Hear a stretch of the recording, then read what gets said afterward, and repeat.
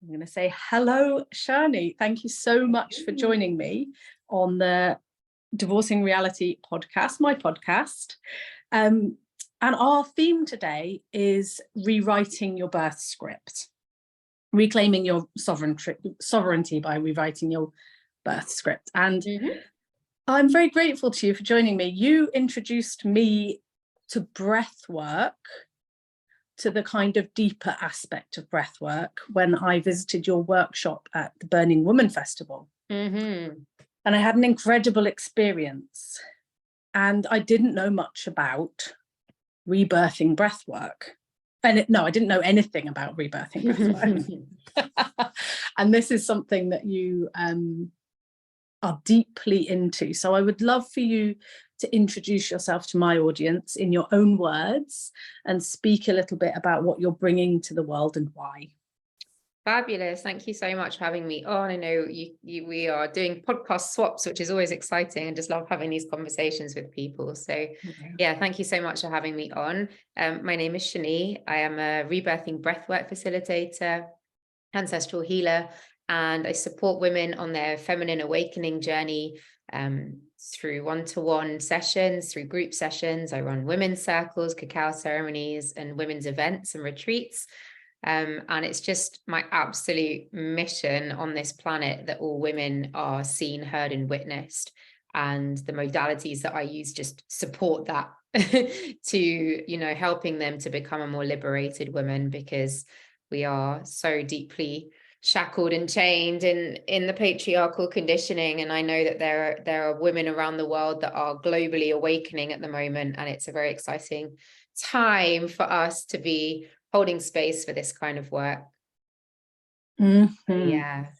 And I specifically just love rebirthing and the modality, the transformative modality that it provides for people, and the incredible kind of depth. Like you said, like there's so much breath work out there. There's all sorts of different breath work, and lots of people know the science, like kind of teaching the science behind breath work. And I kind of approach it from a much more ancestral shamanic perspective. So I'm not the breath worker to come to if you want to understand all the science behind it.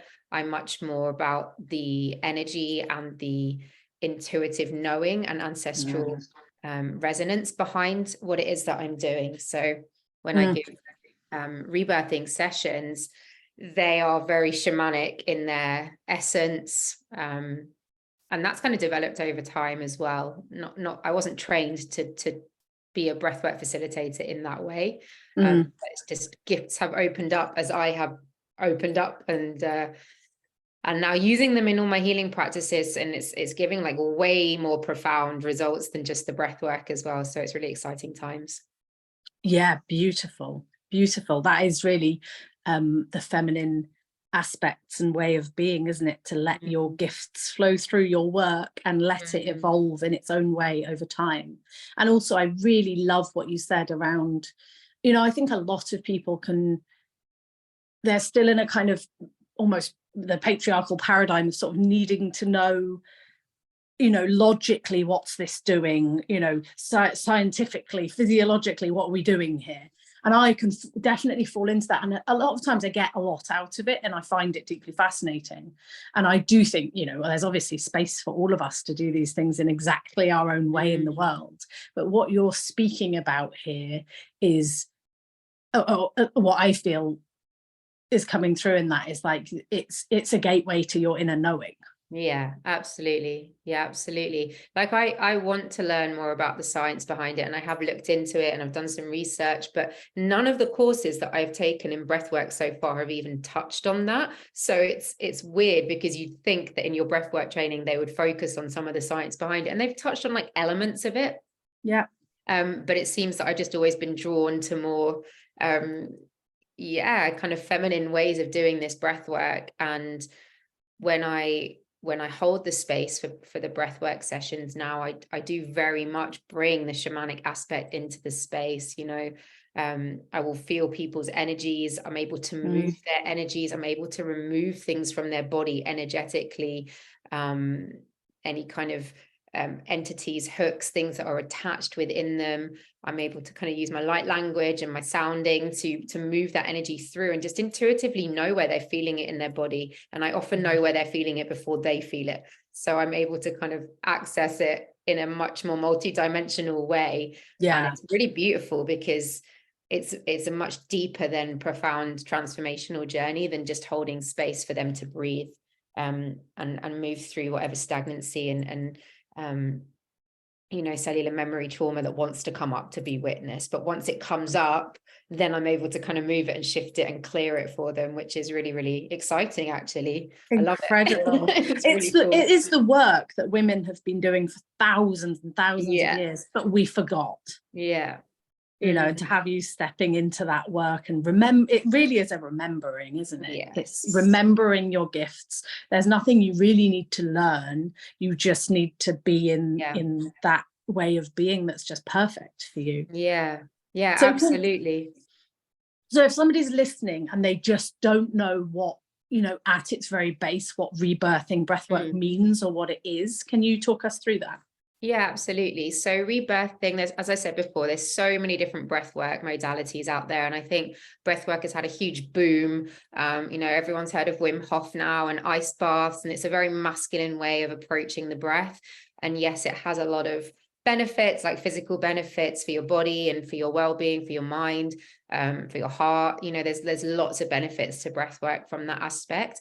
But at the core of it, rebirthing is a much more feminine approach, and it uses the breath work along with spiritual mastery or life mastery to move you from the space of where you might be living in what's known as the death urge. And so many people are living in the death urge, which manifests itself as all manner of self-sabotaging behaviors, addictions, eating disorders, any kind of self-harm, you know, lack of boundaries, whatever it is, that is your self-sabotaging behavior.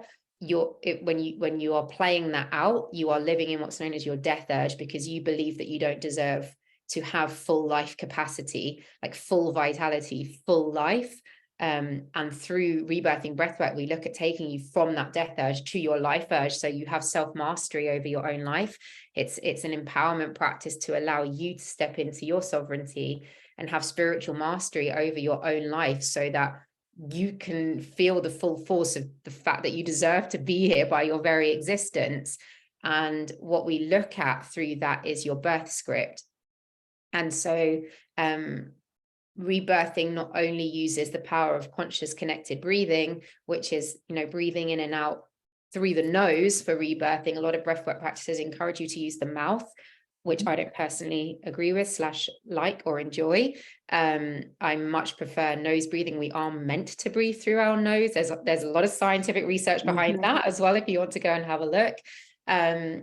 But rebirthing uses conscious connected breathing through the nose. That is, you're breathing in and out with no pause between the inhale and the exhale. So it will take you into an altered state of consciousness. It will activate your DMT. It will activate your pineal gland, and you will feel sensations somatically in your body. And what it's doing is accessing you at a cellular level. So it's accessing things that are stored in your subconscious from your birth script and beyond, that you can't necessarily access through talking therapy or through rationalizing it or coming from the mind. So it takes you out of the mind into the body, which is a feminine practice in itself. And then the birth script itself, which I don't think a lot of other breathwork modalities explore, and I'm personally fascinated by, is the time that you are conceived, through the time that you're in the womb to your birth, and the months after your birth. And your birth script is not the same as your birth story. So your birth story might be the things that you heard your mother say to you, like, oh, I had to push for hours with you, or you just shot out like a whippet, or oh, your birth was so much more difficult than your brother's, or whatever it was. These are the stories that you hear, but the script is your own unique script that is yours and yours alone. And really, when you think about the script or the birth script, like the way a baby is conceived into this world already has a blueprint on the patterns of behavior that it could potentially experience in its you know, as it develops in its life. So if you are conceived in a very conscious, intentional way, both parents want to have this baby, they create a sacred space for it, it's created in an intentional, conscious way, it's wanted, it's desired, it's loved, you know, and then all the way through the birth, all the way through the pregnancy, sorry, and then into the birth. That's a very different birth script to a baby that was conceived through, you know, on the other extreme, let's say, like sexual assault or rape, you know, or even a surprise, an unwanted baby, a baby that came as a shock, a one-night stand, whatever it was, that already creates the imprint. And then there's, of course, what happens during the pregnancy, the stories that the mother is carrying from her ancestors, both at a cellular level and as a belief system that she's carrying around pregnancy and birth, and then the birth itself. And so I can tell a lot about my clients when I ask them before sessions to fill in a form about the birth script, and if they can, have that conversation with their mums, if it's possible. And it's not really a conversation most people have. Hey, mum, how was I conceived? You know, what were the circumstances? It's not really a conversation that you have. And not everyone is even able to have that conversation with their mum, you know, relationally, or if their mum is still with us on this earth plane. But it can bring up a lot, and it can share a lot of information about some illnesses that you may have, some patterns of behavior you may have, some self-sabotaging habits that you have, or even what triggers you without you even knowing why you're triggered by certain places, people, situations. So it's really fascinating. And then we use that as a starting point for sessions to excuse me, to explore like the belief that you came into the world with, right, script, and then we get to rewrite it. When me and my twin sister came to your session at Burning Woman, I could get emotional talking about it actually, because we just recognized that this was an opportunity, and the way that I had perceived it was like, this is a conscious rebirthing.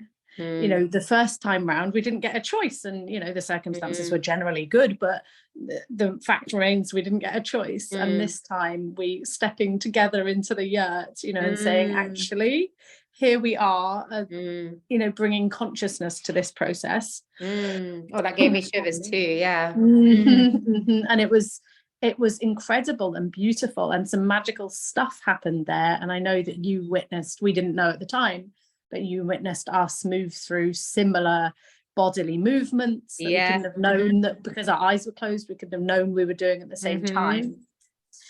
And it was beautiful. It was absolutely gorgeous. Yeah, I remember that. That was fascinating actually, because I've never had twins coming into a session together in a group experience like that. So that was really beautiful to witness. I remember you doing like almost similar movements, you know, as if because you were in the womb together. So that's kind of incredible that happened. Isn't it? You know, everyone experiences their sessions so differently, and we are all so unique and have our own script. And the first few sessions of a breathwork journey, so I take my clients through a 12-week process, through a 12 journey process over 6 months actually. So I do 2 sessions a month with them to give them integration time, but because it's quite deep and profound work, and it can bring up a lot, and it's quite somatically intense. So I feel like people need time in between for integration. But the first few sessions, and I always say this to my clients as well, you know, imagine a garden bed of weeds. Like I have a plot in a community garden, and I just received a new plot this year that's different to the one I had last year, and it was full of weeds, and I had to spend hours de-weeding it from the roots. And you know, if I just picked them up from the top and just took the leaves off, like the roots are just going to come back. The problem's still there, right? I'm not going to be able to grow my vegetables because the issues are deeply rooted. And I share that with my clients and say, well, you know, the first few sessions, like that's what we're basically doing. We're trying to get to the roots and really get into the roots and then dig them out. And it's only around sort of session, I'd say 8, 9, 10, 11, 12, around that time, that clients start to experience a more expansive journey. So the first sort of 8 journeys are definitely release, and clearing and digging out the dark stuff. And then we're kind of getting to a point where, oh, now we can start to open up and express desires and tune into what that might be and how that might look and the vision that you want.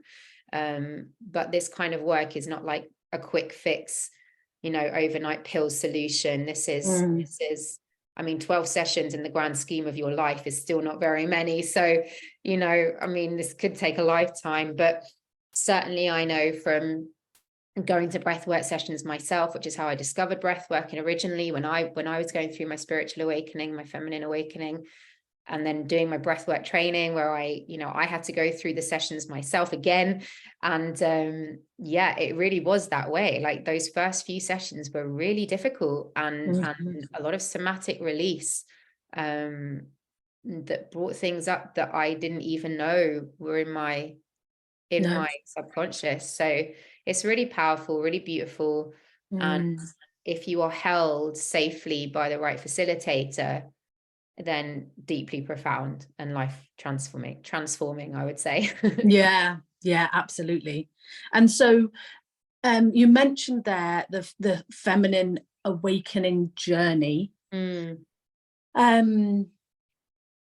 And I have felt recently, and we're speaking in May 2023, I've felt recently another level of shifting around that. I don't know, a lot of people in my network have kind of reflected the same sort of thing.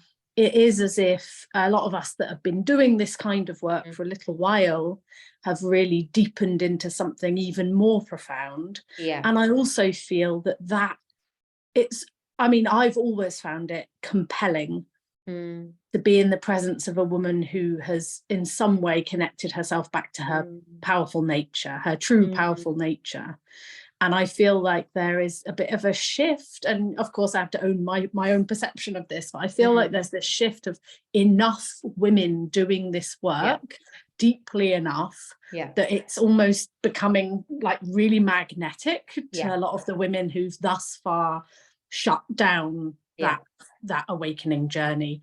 And so breath work for me is a way to tune into this and to do that work, as you say, somatically, without necessarily knowing what it is you needed to work on and what it is you are working on, or what it is you're now free of, but your experience shifts across time. And so I would love for you to speak more about feminine awakening journey and what that means to you, and how, you know, how your work is within that. And absolutely. I mean, I could do a whole podcast episode just on that. In fact, I just did a whole podcast episode on my feminine awakening journey, which is like 45 minutes long. So I won't go into the entire thing, but I'll kind of relate it back to the birth script as well, because I'd love to share some personal experiences about my birth script, just to kind of put it in context for the listeners around what I mean by knowing your birth script and feeling it and experiencing it in this, you know, in your reality, in your lifetime. Just kind of as a very brief sum up, I guess, you know, I spent my life, like many young women, outsourcing my power for external validation and love. My father was highly critical, and just he never said I love you or I'm proud of you. And he was present in my life, like he was there in my life, you know, my parents were together, but I never felt held by him. I don't think I ever felt like I had a model of what a good masculine was for me. And so I just always outsourced my power beyond myself to my validation from men and from other women. And, you know, this is a really long story, so I won't go into the entire thing, but I would say I experienced my first level of spiritual awakening age 22. Didn't really know it at the time. I I finally left a very abusive relationship, and in the same year had a really bad car accident in which I probably should have died but didn't. And in the same year I had 2 colleagues at school who died, one in a car accident and one through cancer. And at the same time I had to take my ex-abusive partner through a court case, and it was just a whole holy mess. And through that, I remember for the first time, I didn't listen to my intuition. I was outsourcing myself, and I moved in with him, and I moved out 6 weeks later. And it was the first time when I was like, called my mum and said, Mum, I have to come home. I was 22. I have to come home. I can't stay in this flat with him. I'm going to die. He's going to kill me. I know it. He was so highly abusive on all levels. And it was the first time that I knew I had the feeling of not moving in with him was already screaming at me, but I was so entrenched in the relationship and in needing to be in a relationship. And, I had no self-esteem at this point, really low self-worth. That when I called my mum and said, I have to come home, that was the first time I was like, no, I'm listening to my intuition. I have to get out, like now. This is a life or death situation. I need to leave. And I think like post that, obviously I had really bad PTSD and all sorts of, things that I had to deal with post that, and the car accident and all sorts of other things, but a lot of grief. It was kind of through that I started exploring holistic modalities, let's say, to support my healing.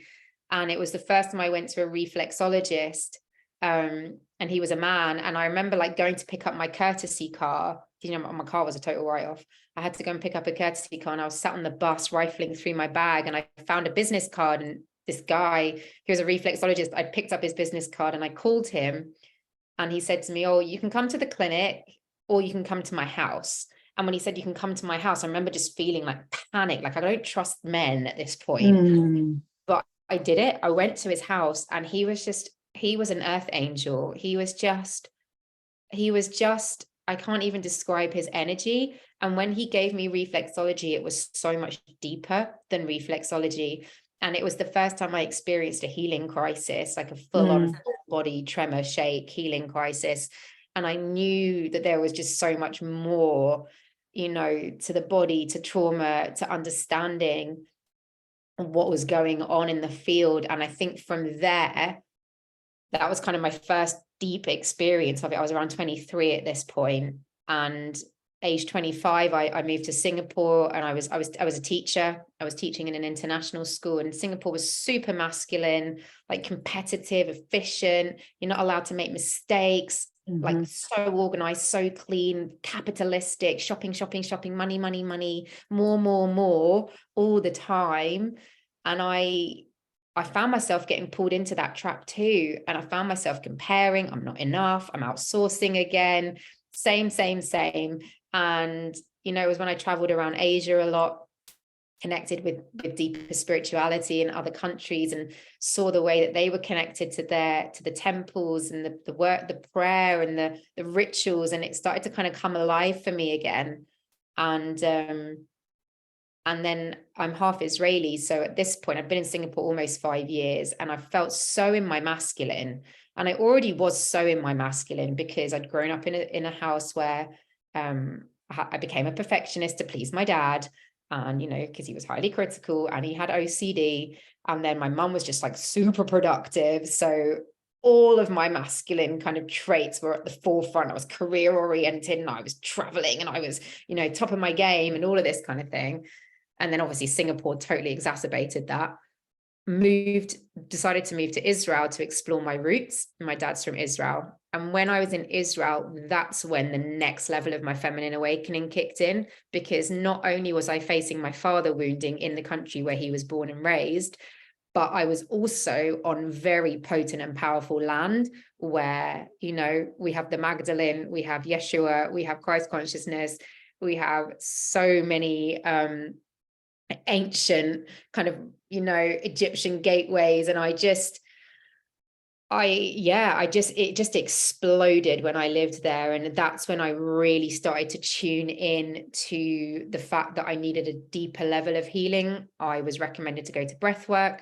I went to a breath worker, and she, you know, it was the first time that I really found my body again. I would say I was living in such a deep sense of freeze, trauma response. It was the first time I found my body. I started to connect to my intuition again, started to trust my decisions again. You know, I'd spent years mistrusting and questioning and invalidating myself. And, you know, through that, I started going to women's circles, and it was like the first time I felt home. I sat in that women's circle. I'll never forget it. I just felt like I've come home. Like, this is it. This is what I've been searching for all my life. I didn't even know it. And like, it makes me emotional now, even when I think of it. And, you know, through that, I started to go to ecstatic dance and cacao ceremonies and retreats. And then I was holding space on retreats, and it all just kind of opened up. And I went to a channeling course, and then I started to channel my gifts. And it was like through the channeling course that I started to open up like to my psychic gifts. It was huge for me. And it's just, you know, all of that started to come online when I was in Israel, and it's just increased and increased and increased. And as I've kind of gone through my feminine awakening journey, like there's just been layers and layers and layers that I'm unpeeling, of learning to trust the masculine and not fearing my feminine, not fearing the power that I hold in my feminine essence. And it was really beautiful because last Sunday, when I held a women's circle, we explored the theme of balancing the masculine and the feminine. And I asked all the ladies in the circle I explained what, you know, wounded masculine and feminine energy was. And I asked them to write down, like, where do you think you're still living in your wounding, in the masculine and in the feminine? And then they said it out loud, and we released it into the fire. And when it came, you know, I did it too. And when I wrote down on my piece of paper, I was like, oh, I've only got like one thing to write down. And it was such an incredible moment for me, because if I'd have sat in that circle 5 years ago when I first started to do this work, I would have written every single thing on the list. I was wounded in all my areas. So I said it out loud in the circle as part of my share. And I was like, this is possible for me. This is possible for you. Like, this is possible for all women, all of us. We are so incredibly powerful and so incredibly, we are just creatrixes we are otherworldly. We are so amazing. And it's just, yeah, that was really potent for me, because to think back to where I'd started and where I am now, the fact that I was, you know, like frozen in my body and I couldn't even move. And I went to breath work, and it took me about 4 sessions before I was able to move my body. I was that frozen. I was that traumatized, you know. And now I like run events with ecstatic dance, and like run, like, it's just amazing. It's so incredible. And I just, yeah, I'm so grateful for this journey. And for anyone listening, like, just know that this is possible for you too. It's really not within, you know, out of reach. It takes time, and it takes dedication, and it takes shit, and it takes a lot of deep diving into the shadows. But on each side of your contraction, there's going to be a beautiful expansion. Yeah, Absolutely beautiful. As you spoke there about like the wounded masculine and wounded feminine aspects, I know that my assumption at the beginning of leaning into that and finding out basically was that I would be in my wounded feminine, you know, because it felt like, well, I'm a woman and I'm being wounded, so I'm going to be in my wounded feminine. And what I discovered was that a lot of my traits and aspects of self as I was showing up in the world were actually wounded masculine. Oh yeah. And so so as I think about who might listen to this and who might benefit from this conversation, I would love for you, because I must admit I wouldn't be able to answer this question myself. So, you know, feel free to flow with it. Yeah. I would love for you to kind of explain what living in your wounded masculine would be like, would look like, and what living in your wounded feminine would look like broadly. Yeah, absolutely. I want to share about that, and I'm also conscious I said I'd relate it to the birth script, and I haven't yet, so I will circle back round to that, because yeah, actually it can be really related, and there are some examples in my life that I'll share. So wounded masculine energy, but you'll find most women recognize themselves living in this space simply because we are women living in a patriarchal construct, and we've had to mold ourselves to fit in to a world that doesn't accommodate for the feminine needs and the feminine cycles that we should, be living in. And so in the wounded masculine energy, the wounded masculine is very afraid of failure. And when we're talking about energy, we're talking about not a gender. This is not gendered. So it doesn't have to necessarily, like you said, like just you assumed it was for a woman, but it can, both men and women can live in both, have both within them, both essences and energies and aspects. And so, yeah, the wounded masculine is very afraid of failure. And so as a result, can either be extremely like avoidant of other people and cold to the point where it's like, I'm just going to keep getting to the top in the best way that I know how. And I'm going to, stamp people out and avoid and not get close to people. I'm going to be emotionally unavailable to those people. And I don't want to be hurt or be kind of come with my tail between my legs and show that I'm a failure. In that way as well, the wounded masculine is often very controlling of their own behaviors and of other people's behaviors. It's obviously because they don't want to fail and they don't want to make the mistakes, so they over control. And within that over controlling, they tend to overwork, overdo, and overproduce. And I think you'll find that most women fall into the category of feeling overworked, overdoing, and overproductive. And it doesn't fit in with the feminine cycles that we are living in our bodies, and in our ancient wisdom. And the wounded masculine with the control aspect as well, it's like this tight grip control to the point where you don't even trust yourself to let go. And the letting go can feel like the hardest part. And I think so many women experience that. And it shows up during lovemaking, it shows up during childbirth, it shows up during the ability to trust the feminine, to trust the waters, to trust the earth, to trust the natural progression of things. And we try and grip and control every aspect of our lives. And in turn, we might end up controlling other people too, not on purpose, but we do it because it makes us feel safe. But it's not actually serving us really deeply underneath it. And so many women find themselves living in this space. It can be quite difficult to connect with your body. You can feel quite disconnected, find it difficult to connect with intimacy because of the avoidance and the control. So it all just kind of links in with each other. The wounded feminine is, as I kind of described myself earlier, that outsourcing of power. So really not sovereign in your ability to know that you have your own innate wisdom. So the wounded feminine doesn't trust herself or her intuition, so therefore is outsourcing herself all the time to, authority or perceived authority, to a partner, to a man, to family members, whoever it is, society, the construct, the man, the patriarchy, whatever it is.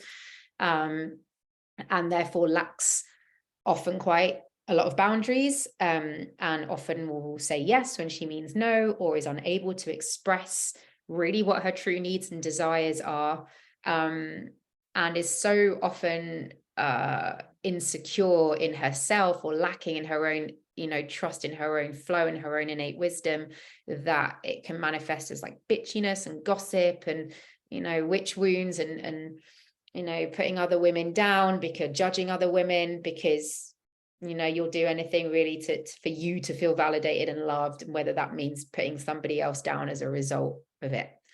And I think probably a lot of women recognize themselves in that too. So I hope that kind of explains in simple terms, really.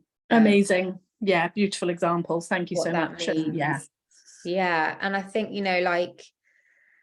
so kind of linking it back to the birth script, like you know, my mum lost a baby before me. She gave birth to a baby boy, and he didn't survive. They named him, but he didn't survive. I think more than hours, really. And I was next in the womb, and I've never really had any connection to grief. So I've never really found myself connecting to grief in a very deep way. I don't think about death. I don't fear death. It's not something that's in my sphere or in my energy.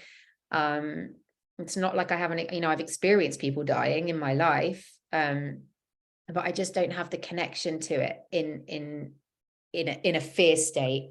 And I often wonder if it's because the grief had already happened before I came in the womb, or whether I am the cycle breaker in my family because I am now doing the work that wasn't able to be done by that baby. He was called Daniel.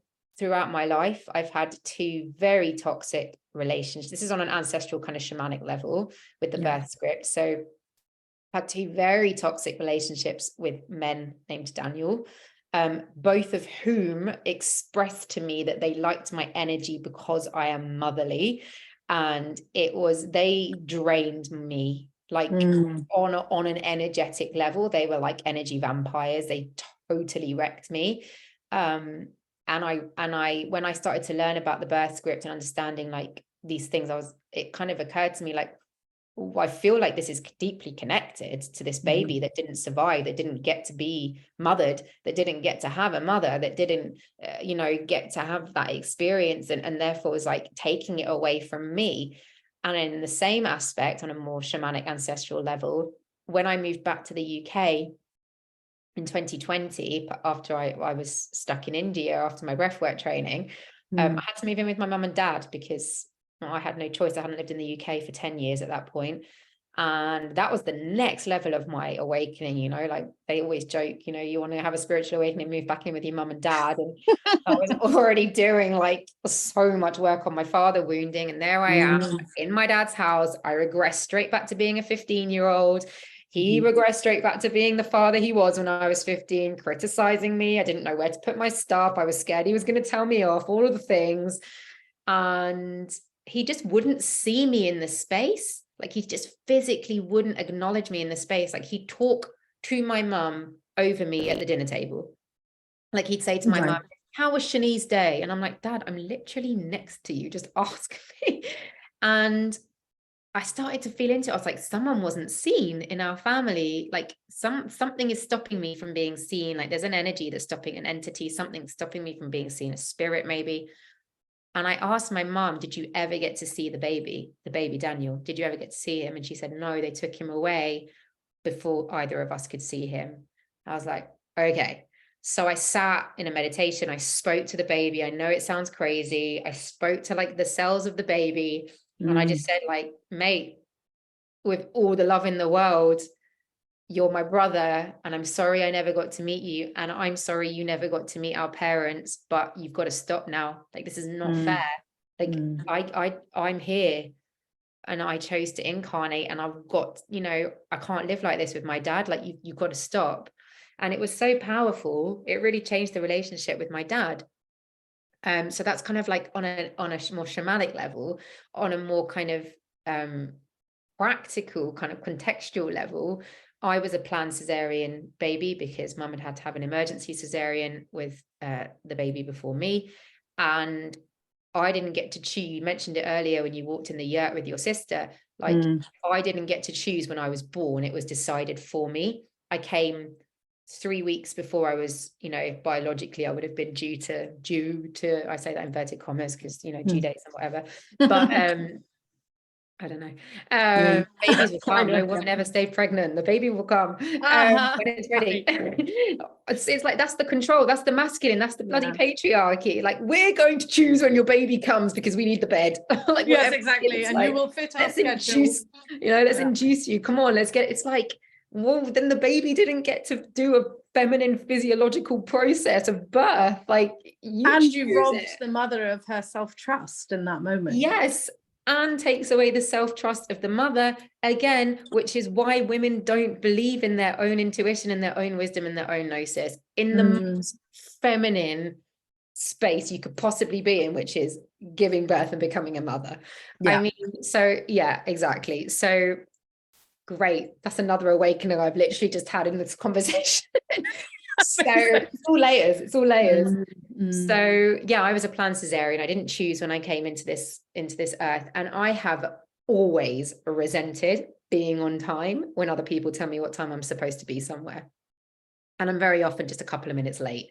I'm never like really, really late, but I'm always a couple of minutes late, and it's kind of like a silent rebellion of like, you didn't allow me to choose when I came in, so I'm not going to show up on the time that you asked me to, okay? And I think a lot of planned cesarean babies and emergency cesarean babies have this trait that I've worked with. You know, forceps babies tend to suffer a lot with compression in the head, overwhelm, overthinking, headaches, migraines. With cesarean babies too, there's kind of a pattern of behavior around like, I'm independent and I can do this myself and I don't need your help. Someone please rescue me. I can't do it by myself. There's like this little wounded girl, this like maiden energy of like Rapunzel, like, come save me, please, because I can't get out myself. But actually, screw you. I can do this. Why are you getting involved? So it's like, and I've definitely experienced that all my life. You know, I forgot to mention the hyper independence of the wounded masculine as well. But you know, there's so many aspects of the birth script. And when I was doing my doula training a year and a bit ago, they were talking about epidurals, and when they were speaking about epidurals, I literally numbed out on the sofa, fell asleep, like blacked out, woke up and was like, oh, have we finished talking about epidurals? And they were like, yeah, we've moved on. And at that moment, like, I didn't really know enough about childbirth at that time to know that my mum with a cesarean would have had an epidural. So I was like, oh, my mum must have had an epidural. And I messaged her and she was like, yeah, of course I had a cesarean. Of course I had an epidural. And I was like, well, I didn't know that, of course, at the time. And it was like, your body did. Experienced it. Yeah, cellularly in my body. Full body goosebumps over here. Mental. It's mental. I'm telling you, the birth script is incredible. It's so fascinating. Huge. And for me, what I'm thinking I've been having some coaching recently. I just always engage in something, you know, to support me. And this week specifically, it just kind of came out of my mouth, like the reason that I was acting a certain way. I was like, I am a twin. I'm a twin. It makes absolute sense that I wouldn't think that I have the ability to do things on my own in the world. I came into the world as a twin, and it's no mistake, you know, but I want sovereignty over how I turn up in the world. And, you know, I know that means it's moving me towards some kind of healing around that, you know. I find it absolutely fascinating, you know, that your body and my body responded in that moment to your, you know, to that knowing.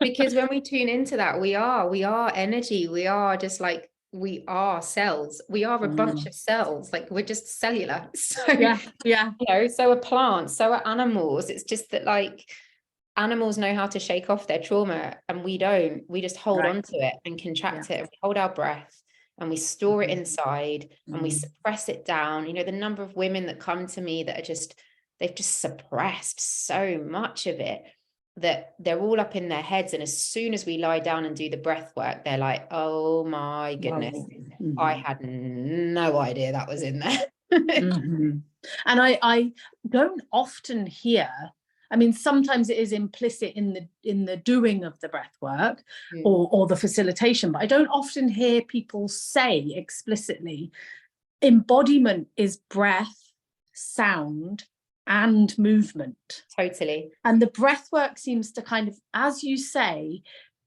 I notice certainly in clients this compulsion to lie still and do the breath work.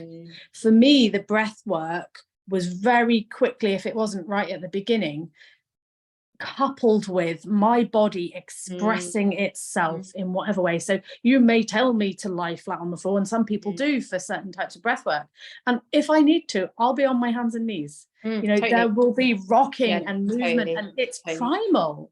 Yeah, it's so primal. Like so primal. Like yesterday I had a client who it was just her second session. She's doing a 6-month journey with me, the liberated woman. And the first session we had, it was, she was really in her primal throes. And I was like, yes, like this is beautiful to witness. But she held a lot of shame around being seen in that space. And then so yesterday when we went to do our second session, she was scared. She's like, I'm scared I'm going to like do that again, and you're going to witness me in that, and that's really shameful. And I'm like, it's absolutely the opposite of shameful. Like, this is your beauty and your rawness and your power, and the fact that you can access that when you've come to me feeling so constricted, but you're able to get to that place through this. Like, we want more of that. Like, I'm going to be encouraging you to move your body in whatever way feels right for you. It's not as a badge of honor in any way. This is what your body wants. It's asking for it. So when you tune into that, and then of course, like releasing the shame around being seen in your primal, in your raw, in your wildness. But most women don't know how to be in that space. And I certainly didn't. Nope. Well, what a journey for me to be able to do that now. It's a gift. I definitely, it was, I had to do loads of work on myself to get there. It's not, what I think, like I said, I think about myself now, and I remember going to an ecstatic dance on Hampstead Heath in London, and I went to school nearby in Hampstead, and like I remember looking, it was an outdoor ecstatic dance, and I'm looking over the hill, like where my old school was, and how much I hated school. Went to this girls' grammar school, hated it, and like I remember dancing and looking at it and being like, bless up to my 15-year-old self who had no idea like that I could get here now.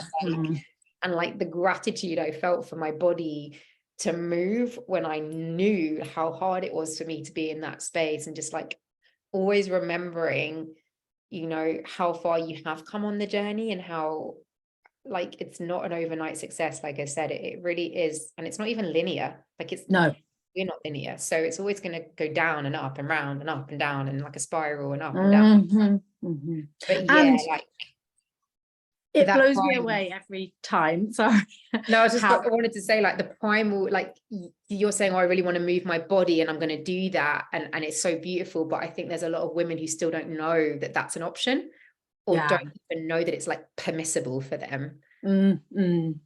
So it's so beautiful, because now maybe we can do that. But the women who are like so at the beginning of the journey just feel that like, I know. And the thing is, just holding space today on a group call, what struck me was some of the things that were coming out for the women that have been drawn to my work are things that it took me years to get to. But what I'm thinking in this moment, in this conversation with you, is that's because it's innate. It's just been shut down or shut away, suppressed. And when you give the permission, and I'm not saying us, you and me, I'm saying when that's in the space, the permission is there for everybody to be all of who they are, it will come through because it's innate. Yeah, absolutely. And like you say, not linearly. Linear. Yeah, and absolutely, that's like why I called my podcast and my program The Liberated Woman, because I was like, when you liberate yourself, you fully give permission for other people to do the same.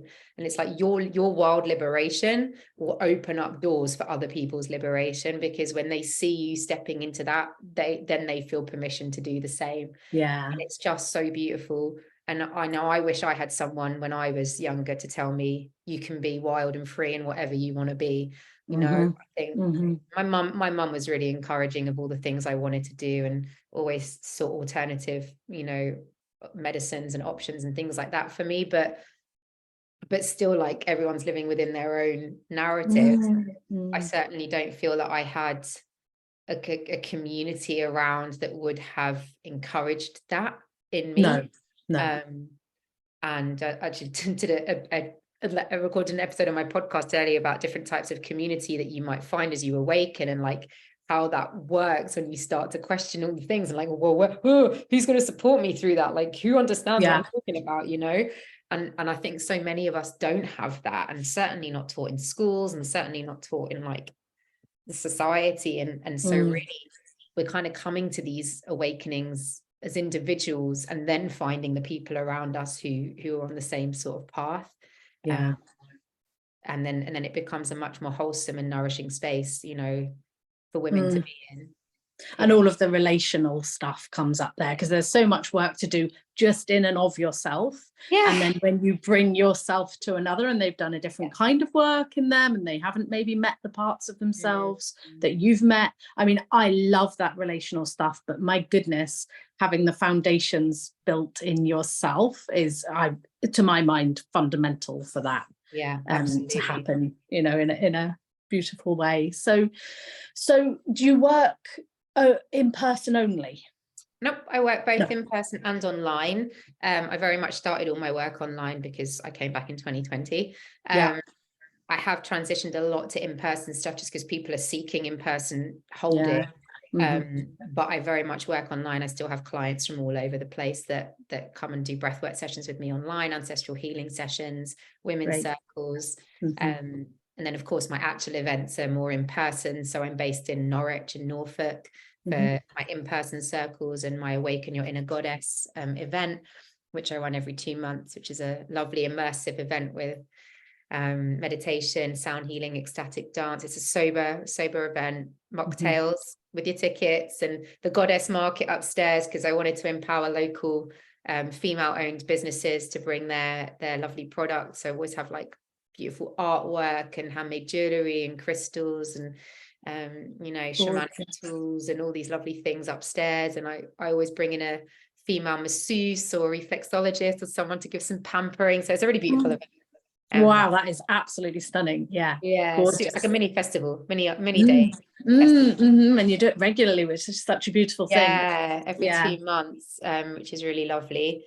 And I've had like different women coming, you know, similar women returning or new women returning. And what's been beautiful recently, I awoke to this, you know, you said earlier about like more women, there's been like a deeper shift. So I agree with you. Like I've been doing this for quite a while now, and it kind of hit me about maybe a month and a half ago. I got like a very clear downloaded message that was like, you need to access the women who are like on the periphery looking in, don't really know where to go, beginning of their journey. And recently, like, that's who's been coming to my circles, that's who's been coming to me for one-to-one work. They're like women who are curious, dipping their toe in, but know that they're here for more. And I want any woman listening, whether you're a nurse, a teacher, a doctor, police officer, binman, whatever you are, a lawyer, whatever you are, in whatever sphere you are, a mother, whatever, like, this work is not just for women in floaty white dresses banging a drum on the beach in Costa Rica. Like, this is available for you. I really want to get that message across, because it's really, you know, I found the deeper that I went into the spiritual community, like, the more elitist that came in a way. And actually I'm like, nah, the average woman needs to be more feminine in themselves to bring it to their partners, their families, and the workplace. We need you in the boardroom. We do. I feel this so strongly as well. And it, you know, making that invitation over and over again to women to come and do this work, and know that, you know, I'm a single mom, you know, co-parent, fit into some of the structures in the world that I don't necessarily agree with, but school system and, you know, that stuff. Like, this work is powerful, even if, you know, maybe especially if, you know, you are intersecting with that other stuff. I think my favorite, I'll conclude with this. I think my favorite recent interaction was at a woman outside the showers at hot yoga, which already sounds bougie in itself. But I had a 2-week pass, so I went tried out hot yoga, and it was the coronation weekend, and yes, our faces, and the woman came out of the shower and was like, oh, I wouldn't normally put makeup on. It was like shame, right? She said to me, oh, I wouldn't normally put makeup on after hot yoga, but there's a coronation party at my child's school, and I think I better make a bit of effort. And I just looked at her and I went, well, you don't have to if you don't want to. She looked at me and I was like, you're beautiful, you don't have to if you don't want to. No one's going to say anything to you. And she was like, oh, well, no, maybe I'd make a bit of effort. And then she said, oh, it's all a lot, isn't it? All of these events recently, like, I'm having to buy a new outfit every time. And I was like, you don't have to. Oh. It's like, if I can just plant the seeds for the average woman outside the shower at hot yoga, that she doesn't have to do what society says, or she thinks society says she has to do. Assumes, pick up her kid. I was like, you are a mum in the playground. You don't need to do this. Like, you've probably got enough other stuff going on. And it was just, those little moments. I'm like, if I can just plant little seeds. Just a reminder. I'm here to remind you. FYI. Absolutely beautiful. And you have a podcast. So can you tell us the name of your podcast before we Yes, finish? I do. It's called the Liberated Woman Podcast. You can find it on Spotify. Oh, I absolutely love your work. I'm so sorry for mispronouncing your name at the beginning of the podcast, and thank you for putting it right. And I hope that people look you up, find your work, engage in what the beautiful I can lay testament to how beautiful your holding is in spaces. And really thank you so much for your work and your time today. Just one last little point about, it's funny about the name. So my mum called me Shani after my great grandfather, who was Samuel, but she took the S. And all my life people have mispronounced it Shani, Shani, Shani. So I'm really used to it. And I used to hate my name because, again, I didn't fit in. I wanted to fit in and was outsourcing my power and all the rest of it. And it was only when I really understood the deeper meaning of my name that I was like, oh, Mum, you picked the right name. It means the red thread, scarlet thread. I'm like, yeah, that is me. I'm the weaver of women, the weaver of the womb, weaver of the more goosebumps here. And I was on a call with a woman a week ago, and she put her hand up and there was a red thread, and she actually didn't know the significance of a red thread, but she had a red thread, and I went, the red thread is there. So please, everybody, look up the red thread. This for me is a symbol. It's just a symbol, but it's a symbol of what we're talking about, this whole theme through this whole conversation. And it's what we need to be reconnected to, is the power of and you know what, and that was a part of my reclamation of my sovereignty and my feminine, because I was like, I shunned my name all my life because people mispronounced it, couldn't read it, couldn't spell it, couldn't write it. I just, and now it's like, nah, like, this is what makes me. How magnificent. Like, and I'm not shutting away that part of myself because it doesn't make sense to you. And my ancestry, my culture, my ancestry, like where the name comes from, like all of it. So I wrote it on my website, like when I introduced myself on my website, and I think I've sent you all of my links so you can put them in. They'll be in the show notes. Yeah, perfect. So come and follow me on Instagram or have a look at my website or listen to my podcast. Thank you so much for your time. Thank you, Claire.